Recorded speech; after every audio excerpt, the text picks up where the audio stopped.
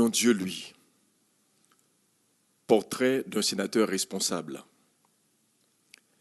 Fils légitime de Saint-Louis du Nord, commune de l'arrondissement du même nom, dans le département du Nord-Ouest, maître Onondieu, lui, ancien professeur du lycée Tertullien Guilbeault, tira sa révérence à ses collègues du parquet de Port-de-Paix où il travailla comme commissaire du gouvernement pour embrasser une nouvelle carrière, celle de sénateur de la République. Nous sommes au deuxième lundi de janvier de l'année 2016. Le Parlement accueille une nouvelle législature. Sur la liste des parlementaires figure un nom, maître Onondieu, lui, sénateur de la République. Il fait son entrée au Sénat comme un étranger sur un territoire inconnu, pas tout à fait familier. Aussi, lui a-t-il fallu une période de balbutiement et d'adaptation, le temps pour lui d'apprendre le langage parlementaire, de s'adapter au mode de fonctionnement du Parlement et surtout de s'habituer aux principes et aux normes régissant la fonction pour pouvoir bien remplir sa mission. Après cette très courte période d'adaptation satisfaisante, il s'est rapidement, avec bravoure et détermination, attelé à la tâche, en s'attribuant comme objectif premier de changer l'image de son département, considéré comme l'un des plus méprisés, marginalisés et oubliés du pays, malgré ses riches, divers et énormes potentiels.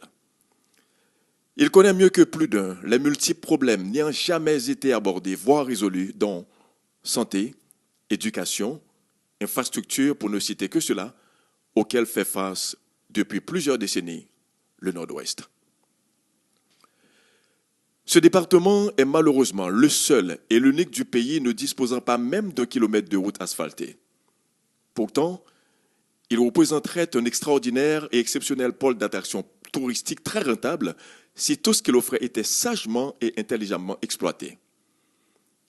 Nous en avons pour preuve la commune du Morle Saint-Nicolas, distante de seulement 962 km de Miami, Floride.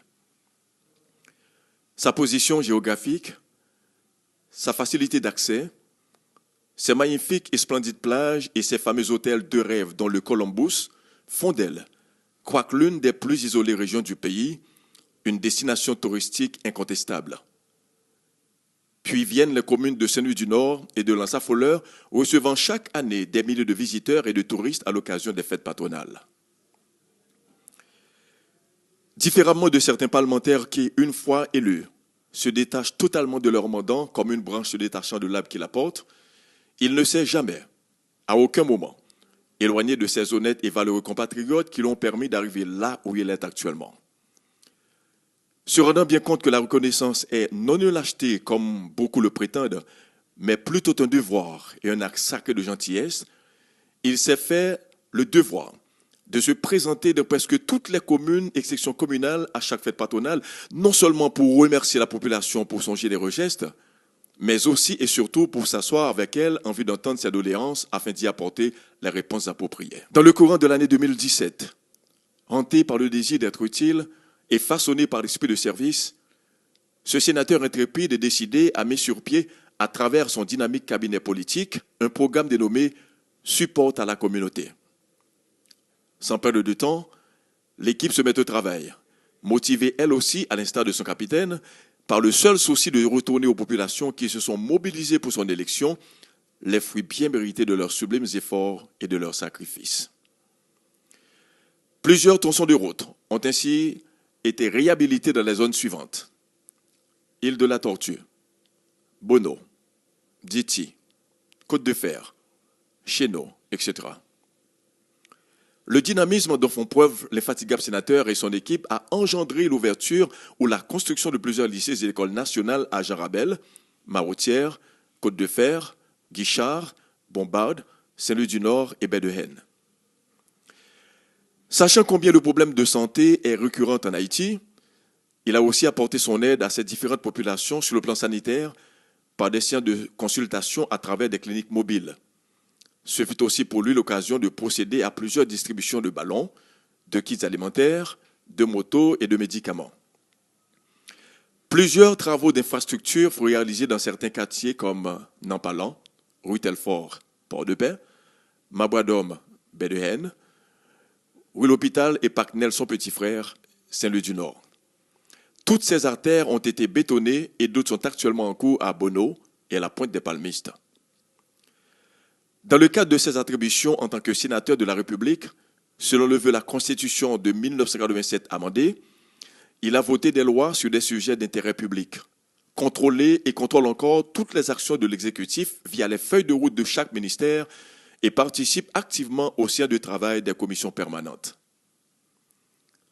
En sa qualité de président de la commission bicamérale de décharge, désireux de mettre un terme aux longues souffrances des citoyens, hommes et femmes, qui s'étaient mis au service de leur pays et qui, faute de décharge, ne peuvent malheureusement pas se disposer de leurs biens comme bon leur semble, il a, par son charisme, mobilisé et sensibilisé ses collègues et a pu, en un temps record, accorder décharge à plus de 40 ex-premiers ministres et ministres à la satisfaction de tous les concernés.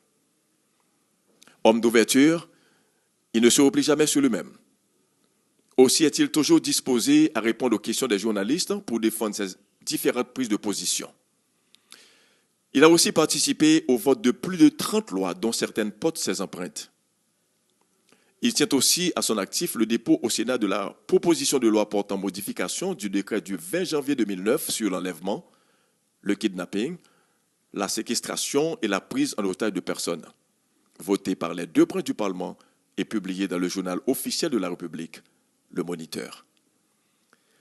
Il est l'architecte de la proposition de loi portant création des juridictions de première instance de Ouanamint, Jean Rabel, Anse-Desnaux, Saint-Louis du Nord, Belance et l'île de la Tortue. De celles portant sur l'intégration à la citoyenneté dans le curriculum de l'école haïtienne, transmise à la Chambre des députés, et de celles portant sur l'identification à la naissance, la validité permanente des actes d'état civil, actuellement en commission. Toutes ces réalisations, en seulement 2 ans, parlent fort et campent l'honorable sénateur, au nom de Dieu lui, comme un grand homme, un visionnaire, un homme utile, fougueux, perspicace, bouillonnant d'énergie sur lequel le pays peut et doit compter, faisant preuve d'une volonté manifeste de travailler pour le bien-être d'Haïti en général et de son département, le Nord-Ouest en particulier. Il a vraiment réalisé un travail de titan dans un si court temps. On est donc en droit, sans nous bercer d'illusions, d'espérer d'autres grandes réalisations de lui pendant le reste de son mandat. Il est incontestablement un grand et à la fois un homme honnête, car on peut être un très honnête homme sans être un grand homme. Mais on ne saurait être véritablement un grand homme sans être en même temps un très honnête homme. Et cela lui colle bien.